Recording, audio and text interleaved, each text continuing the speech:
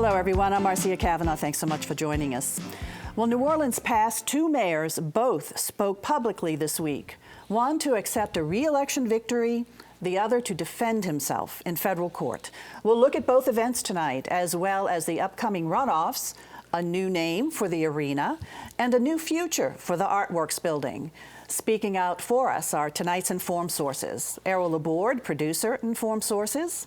Tyler Bridges, reporter, The Lens.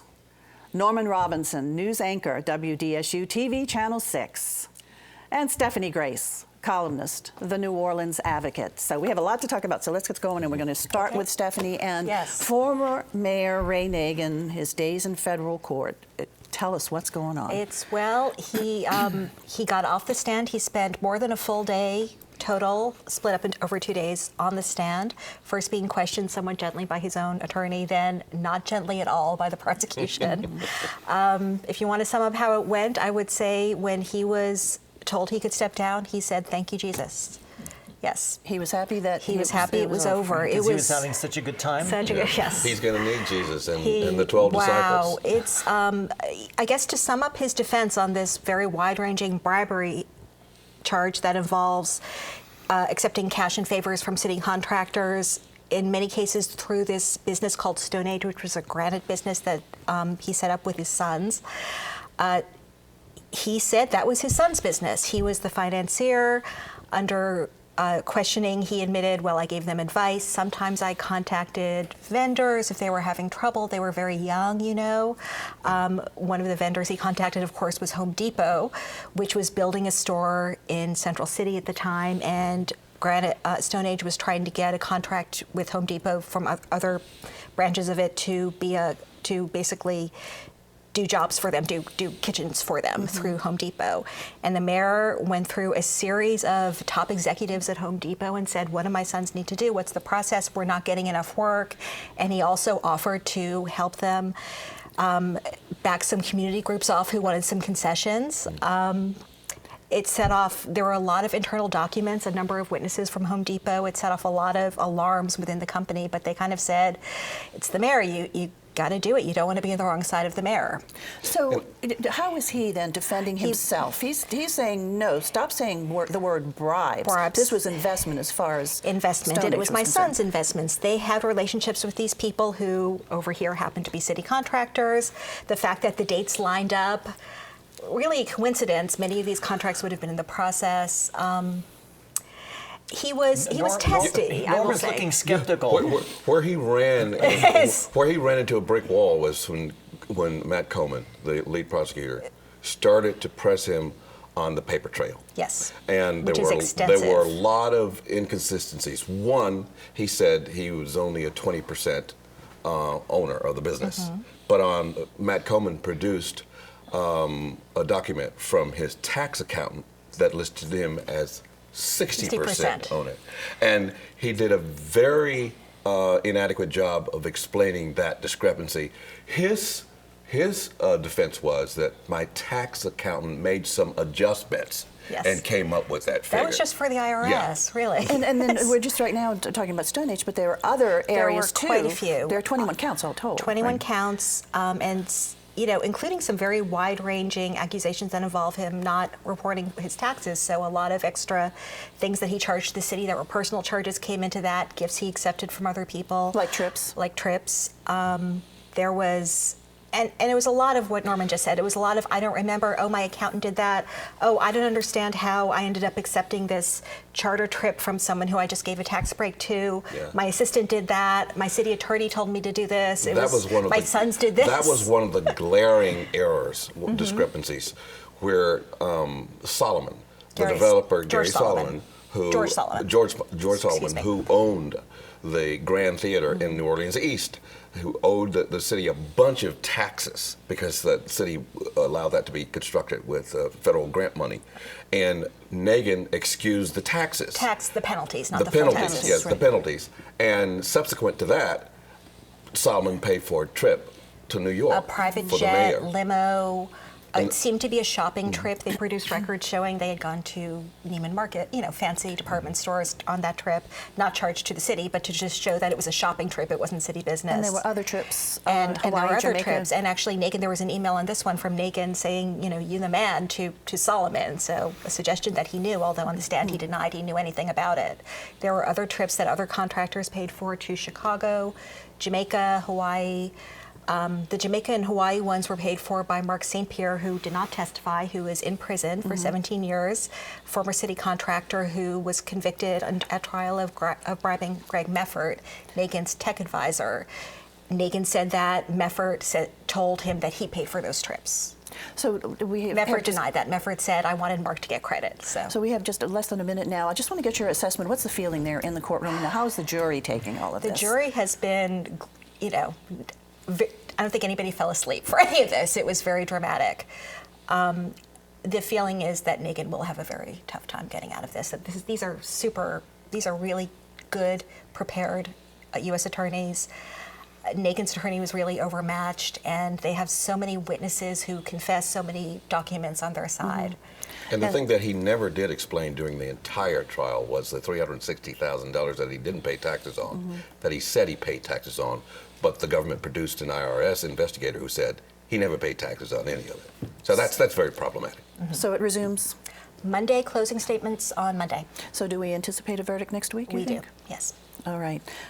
Moving on to our current mayor, who's now our newly re-elected mayor, and the mayor and council races and sheriff races and coroner's races. We're going to coroner's race. We're going to start first with the mayor's race. Errol, well, it's a very impressive victory, and the precedent continues that all mayors since our city charter was created in '54 have been re-elected to a second term, and some less impressively than others. This was an impressive victory. I think a lot of people thought he'd win in the primary, which he did. I think some people thought he'd get about 60%, which he did better than that. He got closer to 64, and so 63.57 said.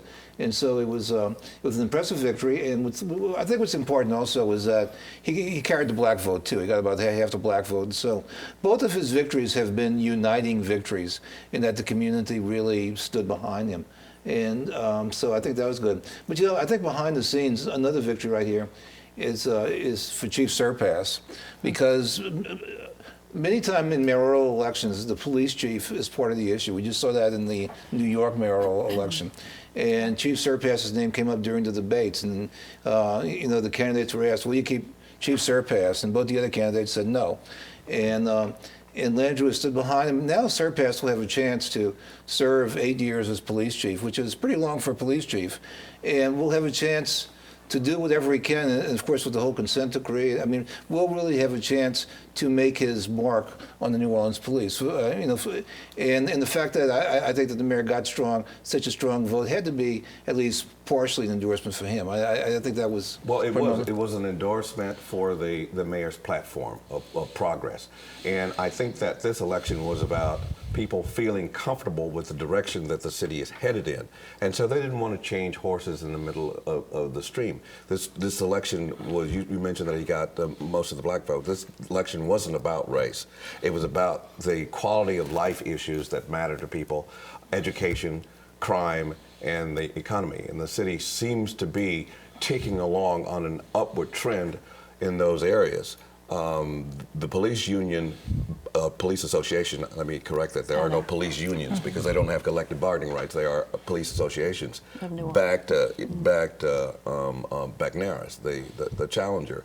But that went nowhere because most of the public is comfortable with where the state of the crime fighting is with NOLA for life and the mayor's campaign to save our sons. Yeah, Stephanie, you'd had a great line previously, which was, I think you said, the coalition of the aggrieved. Of the aggrieved, yes. And that was not enough to defeat Mitch Landrieu.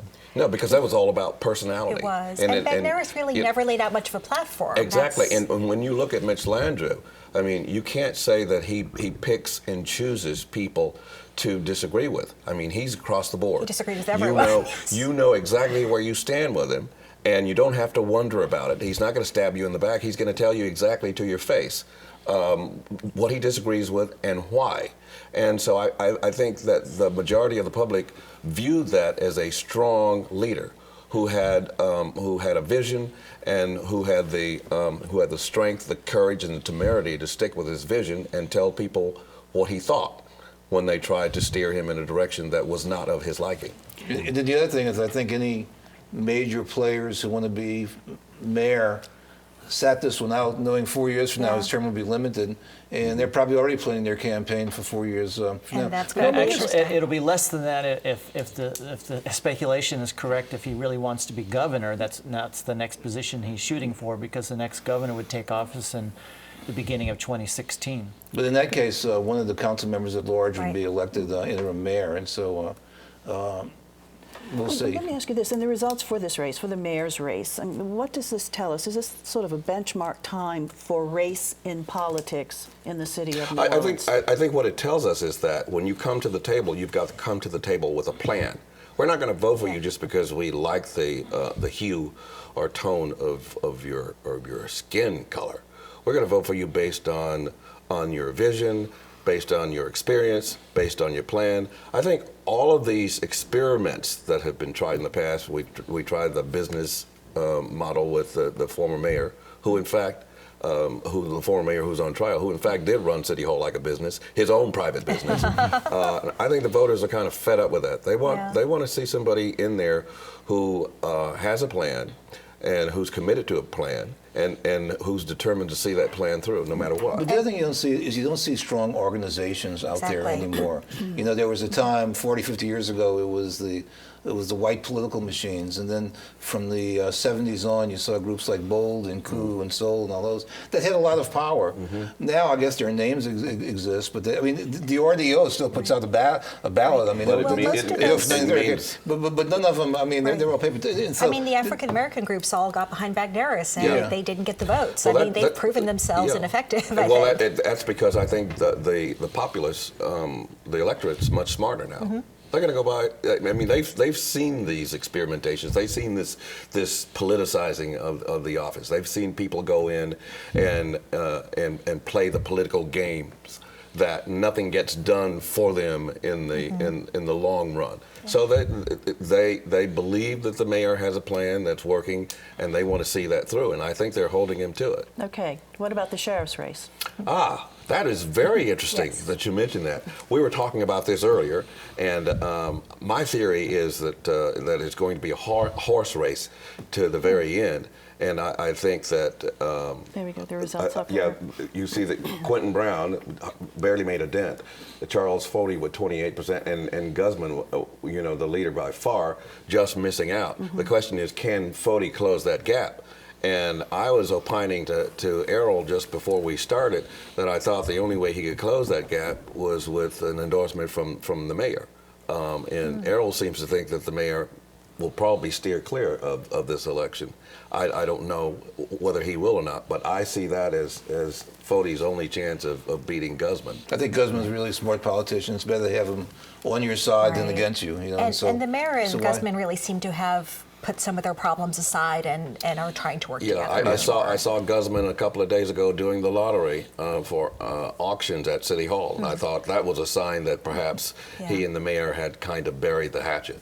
And if you want to use the theory that the people who voted for Ira Brown, the third place finisher, if those people would be combined with Fody's votes to give him enough, but it may be that those voters just stay home. Yeah, I had one political consultant. You were talking about Ira Thomas, saying that the 17,000 votes he got was because the voters who voted for him, people who voted for him, didn't like either Fody or Guzman, and they'll probably stay home or split. So, So then in this campaign, just to sort of follow up on your theory of the voters want to see a plan, they want to see a plan of action. What's going to distinguish during this runoff the two? Well, Guzman has a plan. He's building a new jail. He's on board with that. The consent decree is on board. And he has a program that he has articulated and verbalized to the public. Fody is simply saying that, look what I did 30 years ago. These are the programs that I had in place that worked. I don't know that that's going to be enough to convince the voters to elect him over Guzman. I think that things appear to be heading in the right direction, and they understand that it's the politics of the situation being played as a result of a heated campaign. Moving on to another runoff, coroner's race. Everybody's surprised that Dwight McKenna ran strong in that election. I was not. I'm not surprised. He has widespread name recognition. Jeffrey Rouse is an insider. He happens to be a part of the Minyard regime. As you can see, how strong McKenna's numbers look, 48% to Jeffrey Rouse's 38%, and Kalala's got 19%. So what do you think? I think it's probably going to be, I think it's Dwight McKenna's race to lose right now.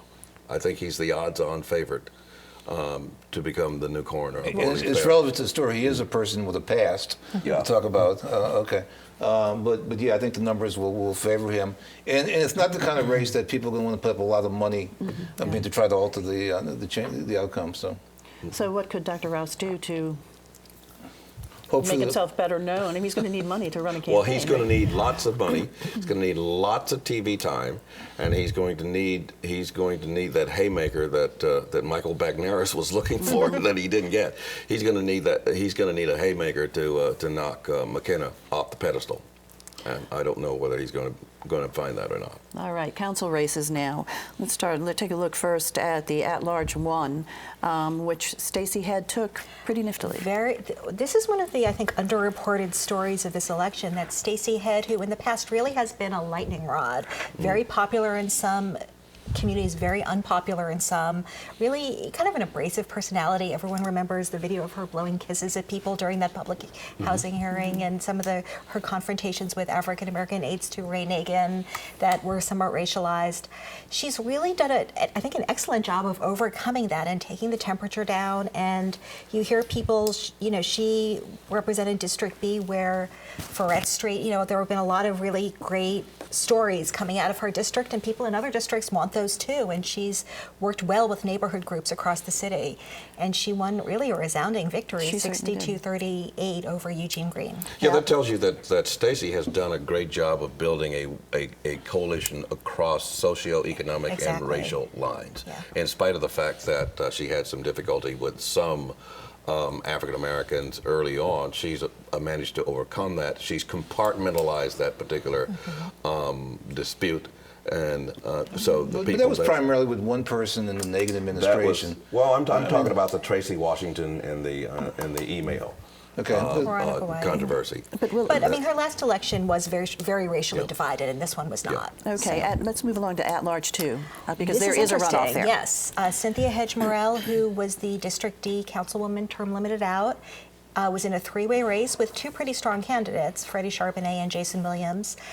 She finished first with 44%. Jason Williams will be in the runoff with her. He's an attorney, son-in-law of former Mayor Cindy Bartholomew. Has had tax problems. Ran for Was this DA. kind of surprising? Not really, no. I think, Cynthia Hedge Morrell has had some problems too, not paying her sanitation bill, and some run-ins with a police officer when she was speeding, and she said, "Do you know who I am?" It's going to be tight, I think. I feel like probably a lot of Charbonnet's voters will go with Williams, so they'll really make this a race. All right, we have to move on now. District A, Susan Guidry took that. Resounding over very four strong opponents, even though going into it, there was some feeling that she might be a little vulnerable because she's had some fights with people. Clearly not. Clearly not, because she took it very strongly. Yes. Okay, our next District B was Latoya Cantrell, again, who was uncontested. Impressive, just elected a year ago, but very popular. Let's see, we have a runoff. That's interesting. Yes. Jackie Clarkson and Nadine Ramsey will be in a runoff. They were neck and neck. Neck and neck. I think probably Clarkson might be favored in the runoff just because of name recognition. It will be a lower turnout, but this will be tough. I think that was a surprise to me. I think that she didn't take it. This is a race Landrieu might get involved with because he's the one that kind of coaxed Clarkson to run, Exactly. and now he's got the resources. And he wants he has 4 votes on the council now. He would like to have it. And doesn't Mayor Landrieu have a lot of money still in his bank account? That's Absolutely. a good point. Yes. Going on to District D?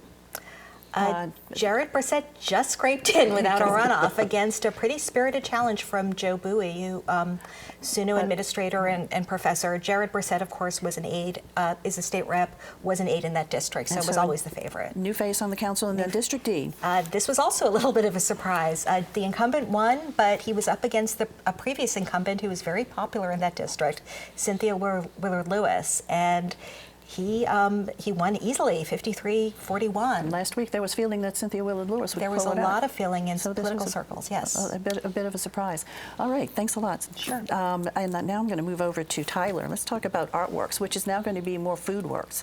It's going to be a culinary institute. What's going on there? Well, it's kind of good because some of maybe the two favorite topics in New Orleans are talking about politics and food, right? Mm-hmm. Yeah. Absolutely. Always go well together. Yeah, so there's a nonprofit board that was given the job of choosing who would be allowed to buy the failed Artworks building, which is supposed to be art galleries and artist studios, and it never really got off the ground, and $25 million was spent, including about $18 million in government money, taxpayer money. And so on Wednesday, the nonprofit boards announced that they had, among the three bidders, they had chosen the New Orleans Culinary and Hospitality Institute to buy the building and to run it. So just to remind everybody, we're talking about the building that's on Howard Avenue. Is that correct? Well, there's actually 5 different buildings. Okay. Part of it is on Howard, part of it is on Carondelet, and then go around the corner of St. Joseph as well. And it was initially an Arts Council of New Orleans project for the Artworks building, as you said, where people would be able to see artists at work, who'll buy their works, et cetera, be an arts incubator, and it just didn't Even work. though toward the end the Arts Council sort of distanced itself from it, became more of a separate entity. It was, I think it was a well-intended concept, but it just never materialized. It was So a beautiful building. now this Culinary Institute is offering $6.2 million. Their bid has been selected, and they hope to start operations in 2016. Delgado has $9 million from the state to spend on renovating that building once again, and it's a partnership. Delgado is the key player, but also UNO, Tulane, and there's some prominent restaurateurs who are part of it as well. And the emails that I've gotten since I wrote my story for the Lens, a lot of people are very positive. But the people who were one of the losing bidders, the Louisiana Civil Rights Museum, are crying foul because they actually offered $2 million more, $8.2 million. But as Bill Hines, who is the chairman of the nonprofit board that made the selection, told me yesterday, the board was not bound to choose the highest price. There were other factors such as, do you actually have the money, and how do you plan to use this way in a good public purpose? Now, the state and the city both had put money into the building. So are the state and the city going to get their money back now? Right. The state put $8.45 million in construction money, so that money was never expected to get back, but they also made a $2.25 million loan, the state did, which also gave them veto power over this nonprofit board's decision. The city is owed $6.8 million from a loan that they made, which gave Mayor Landrieu also a veto. And it turns out that the city is going to get the wholesale price of the $6.2 million. It's going to go to the city. The state is not going to get any more money, I think maybe because they've already poured so much money in there. So it looks like the city is going to be made whole unless Mayor Landrieu wants to spend that $6.2 million on something else. And the state's okay with this deal? You said they would have veto They've power. approved Okay. All righty. Thanks a lot, Tyler. Yeah. We'll be looking for a new place to see the chefs And Bill being Hines, who groomed. chaired that committee, is probably one of the most accomplished people, negotiators and problem solvers. So there was a good group that was leading that. And again, that speaks well for the recovery that's taking place in the city. You remember WDSU was probably the first. In that area. You're yes. across the street. Yeah, we were across the practically. street from that. When we moved in there, it was a barren, desolate area. Now it's booming. And not far from you, and from the new Artworks Culinary Institute, is going to be the Smoothie King building. It's been there for about 10 years. It's the New Orleans Arena as we know it. But Errol, we now have the Smoothie King Yeah, I got Arena. to tell you, at first, I guess a lot of people, I was kind of taken aback by that. Yeah. I mean, you got Mercedes-Benz Superdome and then the Smoothie King Arena. But the more I think about this, it kind of makes me happy. First of all, it hasn't been reported how much Smoothie King is paying. It's speculated around $41 million for a 10-year naming rights deal. What's really good about this is that New Orleans, which has never been known as an entrepreneurial center, where there's only like one Fortune 500 company, all of a sudden we have an NBA franchise, and it's a local guy who owns the NBA franchise. And here we've been for years trying to find a naming rights deal for an arena, and look all around the world, and it's a local company that it comes in with Smoothie King. And to me, that's really, I don't know how many cities can say that their team's owned by a local guy, and the local company doing the naming right now. There's probably only one local company that can afford to do it. What's happened with Smoothie King, it started at Kenner, it's expanded. A few years ago, a man who's a native of South Korea named Wan Kim bought Smoothie King. He started off in Boston owning some franchises and just really developed into the business. There's like 600 and something throughout the country right now, and his ambitions are to make this thing global, and so he sees this as a possibility of really publicizing his business, so he sees it as a good thing for him. So when will we see this branding done? You'll see it probably if you go there right now, because they got the NBA All-Star game coming up, and so they're hurriedly putting up a lot of temporary signs there because they want to get those words Smoothie King everywhere they can. So as we speak, there's probably guys right now putting So those looking up. ahead, we're going to see the branding, and looking ahead, Errol, I'm going to go to you now. What do you see? Well, by rights, the runoff should have been March 1st because by law, your runoff is a month after. And the primary was February 1st, but as it turned out, March 1st is the Saturday before Mardi Gras, and people getting ready to go and see Endymion. And so the legislature pushed it back 2 weeks, and so the runoffs will be March 15th. So, which is a pretty long time between. I don't remember a longer time between a primary and a runoff. And so March 15th will be the runoff Tyler. date. Well, speaking of March, the legislative session begins March 10. Something we haven't seen yet is Governor Jindal's agenda. Normally, by now, we would know what the governor is wanting to do to move the state forward. And I know people are thinking that one of the reasons we haven't seen this from the governor is because he's spending so much time out of the state. Obviously, he's running for president. Mm-hmm. Okay. He has a speech in New Hampshire coming up. Yes, he does. I think when I was here last, just before the election, I predicted that the turnout would probably be somewhere around 30 to 36%. I think it was 37%. I'm predicting that this time, on the runoff, it's probably going to be anywhere from 15 to 20%. Even lower. Yes. Okay. Definitely. Stephanie. Okay, back to basketball. In the NBA All-Star Game, we might see a familiar face around town, and that's former City Councilman Arnie Fielkow, who you'll remember resigned to take a job as head of the Retired Players Union up in Chicago. He'll be in town, and his group will be involved in a lot of community activities. So say hi if you see him. Okay, thanks a lot, everybody. We are out of time right now. Thank you for joining us. Thanks for being here. Thank you for joining us. We hope to see you again next week for Informed Sources. Have a good evening.